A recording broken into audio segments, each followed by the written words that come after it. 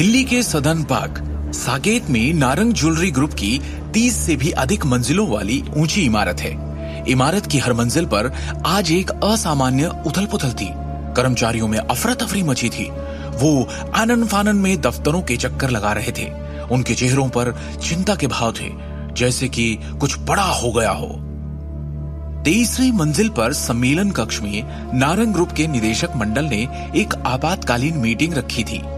सम्मेलन कक्ष में एक बड़ी सी टेबल के चारों ओर 20 से ज्यादा लोग बैठे थे, जिसमें नारंग खानदान के सबसे धनी और शक्तिशाली सभी व्यक्ति मौजूद थे। क्या चल रहा है? कॉरपोरेशन में इतनी अफरा तफरी क्यों है? बड़े भाई साहब, क्या है ये सब? मैं गोल्फ खेल रहा था, अचानक एक के बाद एक हमारे कई बड़े क्लाइंट्स के कॉल्स आने शुरू हो गए कि वो नारंग ग्रुप के साथ अपनी डील रद्द करना चाहते हैं।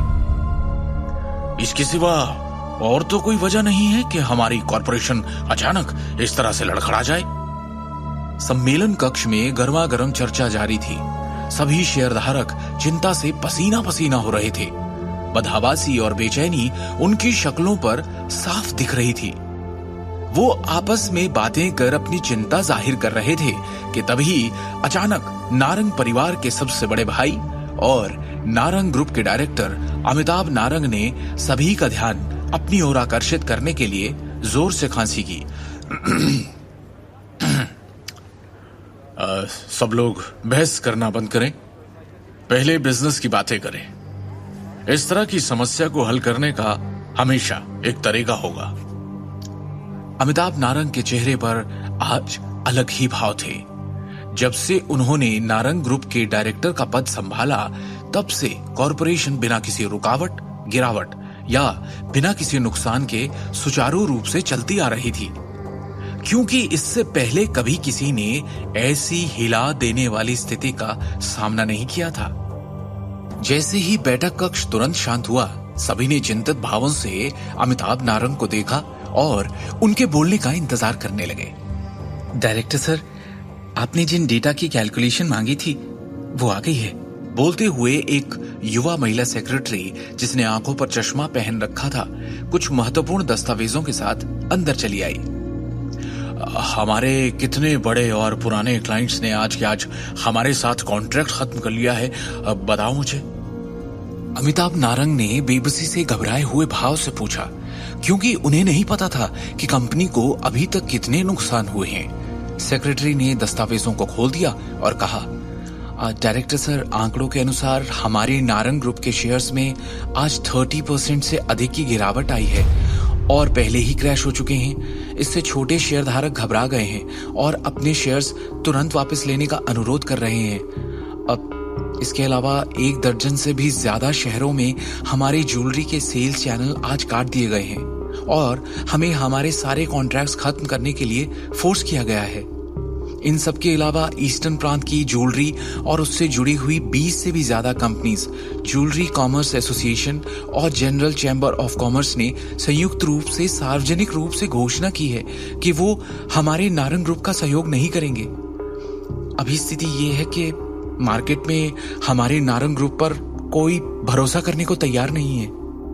महिला सेक्रेटरी की आवाज धीरे धीरे फीकी पड़ गई, क्योंकि वो आगे कुछ बोलने में झिझक रही थी। आखिर वो अपने सामने लोगों को कैसे बता सकती थी कि ग्रुप तो खत्म हो ही गया। क्या एक ही दिन में हमारी कॉरपोरेशन का ये हाल हो गया? नहीं, ऐसे तो मुमकिन नहीं है। मिस्टर अमिताभ, आपने कुछ दिन पहले ही तो कहा था कि शेयरधारकों के लाभांश बढ़ रहे हैं, तो क्या वो सब झूठ था? इनमें से एक शेयरधारक, जिसे आमतौर पर कभी कंपनी के मामलों की परवाह नहीं रही, उसने घबराते हुए पूछा, हमारा शेयर बाजार ध्वस्त हो गया, यहाँ तक कि चैनल व्यापारियों ने भी अपने कॉन्ट्रैक्ट्स खत्म कर दिए हैं। फिर हम उन प्रोडक्ट्स को कैसे बेचने जा रहे हैं जिन्हें हम स्टॉक कर रहे हैं? ज्वेलरी और जेड कच्चे माल के कारखाने के प्रभारी शेयरधारकों में से एक ने घबराहट में पूछा। सभी की तरह एक महिला शेयरधारक भी बेचैन हो रही थी। अपनी आंखों के सामने अचानक सब कुछ ढह जाना उसे बर्दाश्त नहीं हो रहा था।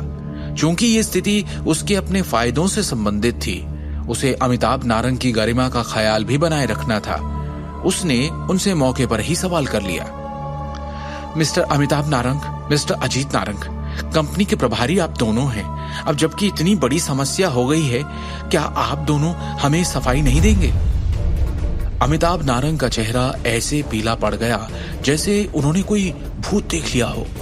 उन्हें खुद अभी तक ये बात समझ नहीं आ रही थी कि उन्होंने किस ताकतवर शख्स को इतना नाराज कर दिया कि उसने पूरे के पूरे नारंग ग्रुप का दिवालिया निकाल दिया, वो भी एक दिन के अंदर। उन्होंने अजीत की तरफ देखा और पूछा, अजीत, क्या तुम इस समस्या का कोई समाधान लेकर आए हो? चिंता वाली बात यह है कि कोई स्पष्ट रूप से पर्दे के पीछे के तार खींच रहा है और हमारे ग्रुप को निशाना बना रहा है। हालांकि अजीत नारंग को भी समझ नहीं आ रहा था कि क्या किया जाए। उसका चेहरा राख हो गया था। अभी के लिए हमें तार खींचने के लिए जिम्मेदार व्यक्ति का पता लगाना चाहिए। हम तब तक देख सकते हैं कि क्या बातचीत के लिए अभी भी कोई जगह है? अजीत नारंग ने असहाय रूप से कहा। दोनों मुखिया समझ नहीं पा रहे थे कि उन्होंने किसे नाराज किया है।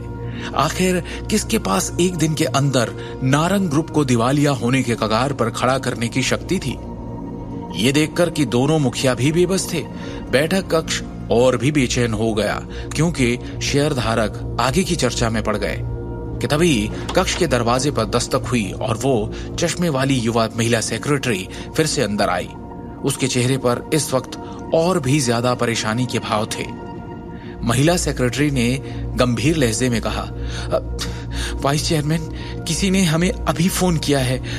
वो रायजादा ग्रुप के सेक्रेटरी विक्रम टोकस हैं। इस बार वो आपसे नारंग ग्रुप के मामलों पर कुछ बात करना चाहते हैं। मुझसे बात करना चाहते हैं? अजीत नारंग ने असमंजस में उत्तर दिया। वहां मौजूद सभी लोग हैरान हो गए। आखिर क्या उस व्यक्ति को पहले एग्जीक्यूटिव डायरेक्टर सबसे बड़े भाई की तलाश नहीं करनी चाहिए? वो तीसरे भाई की तलाश क्यों करेंगे? कहीं ऐसा तो नहीं? इस वक्त सम्मेलन कक्ष में बैठे सभी लोग ये अनुमान लगा सकते हैं कि वो आदमी बड़े भाई से न मिलकर तीसरे भाई से मिलने क्यों आया होगा, क्योंकि सभी की संदेह भरी निगाहें अजीत नारंग पर जा टिकी थी। अजीत, क्या इस मामले का तुमसे कोई लेना देना है? क्या तुमने किसी भी तरह से रायजादा ग्रुप को ठेस पहुंचाई है? अमिताभ नारंग ने ठंडे भाव से अजीत से सवाल किया। क्या मजाक है? आखिर नारंग ग्रुप का कोई भी शख्स रायजादा ग्रुप जैसे ताकतवर बिजनेस टाइकून से टकराने की हिम्मत कैसे कर सकता है? रायजादा ग्रुप के एक इशारे पर सारा नारंग ग्रुप एक चुटकी में दिवालिया हो जाएगा। तो फिर मैं कैसे? अजीत नारंग ने जल्दी से उनके साथ सभी संबंधों से इनकार कर दिया। हम जल्दी ही पता लगा लेंगे। आप फोन उठाओ और स्पीकर चालू करो। देखते हैं रायजादा ग्रुप का क्या कहना है। अमिताभ नारंग ने ठंडे स्वर में कहा। हालांकि वो नारंग ग्रुप के एग्जीक्यूटिव डायरेक्टर थे, वास्तव में उनके हाथों के व्यवसायों का अजीत नारंग से कोई लेना देना नहीं था। दोनों भाई आधे नारंग ग्रुप के मालिक थे और मिलाकर 30% शेयर्स उनके हिस्से में थे। लेकिन अगर अजीत नारंग अकेला पूरे ग्रुप के बर्बाद होने का कारण है, तो अमिताभ नारंग को उसके खिलाफ खड़ा होने में देर नहीं लगेगी, भले ही उनका रिश्ता खून का है। इस समय अजीत नारंग काफी दबाव में था। बिना किसी विकल्प के उसने सभी शेयरधारकों के सामने सेक्रेटरी विक्रम टोकस का फोन उठाया। क्या आप अजीत नारंग हैं? फोन के दूसरी छोर पर सेक्रेटरी विक्रम टोकस की आवाज बहुत ठंडी थी। हाँ mister Tokas, good morning. Ajit Narang ने विनम्रता से जवाब दिया। 1 घंटे बाद हम एक बड़ी मीटिंग बुलाएंगे। इसके लिए प्लीज नारंग ग्रुप के सारे मैनेजमेंट को फौरन सूचित कर दीजिए। हमारा रायजादा ग्रुप आपकी कंपनी के एक्विजिशन यानी अधिग्रहण के बारे में बात करने के लिए आएगा। अपने बेटे करण नारंग को मीटिंग में बुलाना मत भूलिएगा, विक्रम ने कहा। जी बिल्कुल, अजीत ने तुरंत उत्तर दिया, क्योंकि वो विक्रम टोकस को अपमानित करने की जरूरत नहीं कर सकता था। फोन की एक बीप के साथ विक्रम ने आखिरकार कॉल काट दिया। अजीत नारंग, उसका चेहरा पीला पड़ गया। अपने बेटे का नाम सुनने के बाद उसे एक बड़ी बेचैनी महसूस हुई। कॉल खत्म होने के बाद वहां मौजूद सभी शेयरधारकों ने अजीत नारंग को और भी अधिक शत्रुता और संदेह की दृष्टि से देखा। चूंकि मामला अर्जेंट है, हम एक बार में ही बैठक बुलाएंगे। कंपनी के पूरे मैनेजमेंट को सूचित किया जाए और रायजादा परिवार के लोगों के आने का इंतजार करें, अमिताभ नारंग ने गंभीर स्वर में कहा।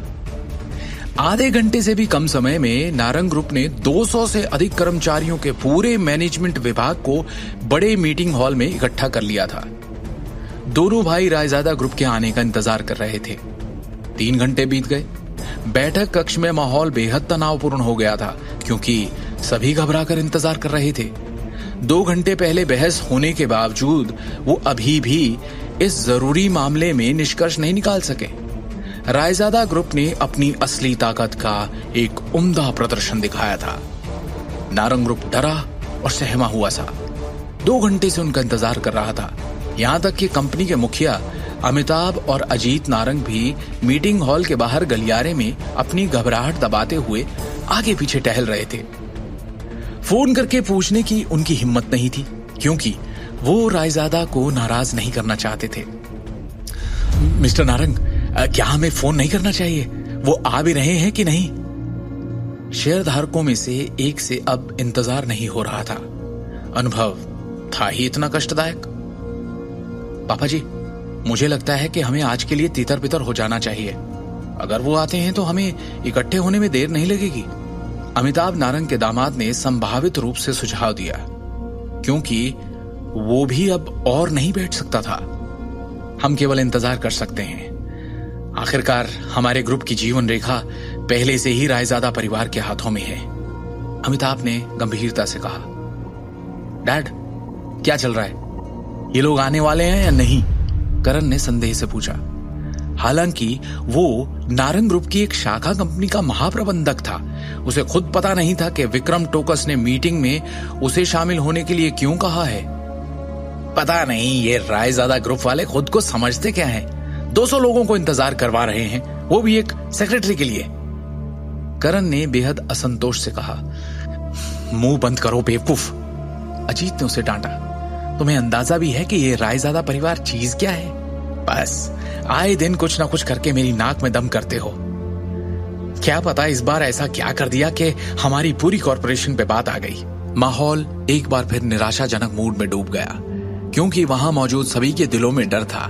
जो हो चुका वो कम था, और क्या होने वाला था। हालांकि बैठक कक्ष में एयर कंडीशनिंग थी, लेकिन मैनेजमेंट विभाग के कई लोग और यहां तक कि शेयरधारक भी पसीने से तरबतर थे। इसी दौरान एक युवक अचानक अपनी बिजनेस टीम और 2 अन्य वकीलों के साथ बैठक में चला गया। सब लोग मुझे अपना परिचय दें। मैं रायजादा ग्रुप के नारंग ग्रुप एक्विजिशन का इंचार्ज हूं, सेक्रेटरी विक्रम टोकस ने गंभीर अभिव्यक्ति के साथ कहा। और हां, मैं नारंग ज्वेलरी ग्रुप का नया चेयरमैन भी हूं। डायरेक्टर अमिताभ नारंग की जगह कॉर्पोरेशन के मामले अब मैं संभालूंगा। इतना कहने के बाद सेक्रेटरी टोकस ने चेयरमैन की कुर्सी खोल दी और बोल्ड अंदाज में बैठ गया। भवानी नारंग के निधन के बाद से नारंग ग्रुप के चेयरमैन का पद खाली था। यहां तक कि अमिताभ और अजीत नारंग ने भी खुद को डायरेक्टर के पद तक ही रखा। ये नजारा देखकर नारंग परिवार के सभी सदस्यों के चेहरे पर घृणा आ गई, पर वो चुप रहे, क्योंकि वो रायजादा ग्रुप को नाराज नहीं करना चाहते और बिना किसी परेशानी के कंपनी से संबंधित मामलों को सुलझाना चाहते थे। इसलिए किसी ने भी सेक्रेटरी टोकस को कुछ कहने की हिम्मत नहीं की। सेक्रेटरी टोकस परिवार के सभी लोगों के हाव भाव देखकर मुस्कुराया और बोला, आगे बढ़ने से पहले ऐसा लगता है आप सब में काफी लोगों की समझ में नहीं आया कि अभी स्थिति एग्जैक्टली है क्या। इस समय मेरे हाथों में नारंग की ज्वेलरी ग्रुप के 55% शेयर है। इसके अलावा मैं मैनेजमेंट के तहत 20 ज्वेलरी फैक्ट्रीज और 30 आभूषण फ्लैगशिप स्टोर्स के कंट्रोल में हूं। मेरा मानना है कि अगर मैं चेयरमैन का पद लेता हूं तो किसी को आपत्ति नहीं होगी, है ना? टोकस के ये शब्द एक ढोल की तरह लग रहे थे, जो सभी के मन में गहराई से उतर गए, जिससे वो चुप हो गए। ये एक्विजिशन के दस्तावेज हैं, प्लीज आप सभी एक बार ध्यान से पढ़ लीजिए। टोकस ने दस्तावेज की कॉपियां सभी में बांटने का आदेश दिया। उपस्थित सभी शेयरधारकों ने दस्तावेजों को पढ़ते हुए और गहराई से विचार करते हुए गंभीर भाव प्रकट किए कि तभी शांति में विक्रम टोकस की आवाज फिर से आई, एक अलग अंदाज में। करण नारंग कौन है? विक्रम बार बार करण से क्यों मिलना चाहता है? क्या करेगा वो उसके साथ? क्या नारंग्स को पता चलेगा कि विक्रम को रायजादा परिवार के जरिए शिवम ने भिजवाया है? शिवम द हिडन वॉरियर के सारे एपिसोड्स को सुनने के लिए डिस्क्रिप्शन में दी लिंक से डाउनलोड करें पॉकेट FM ऐप।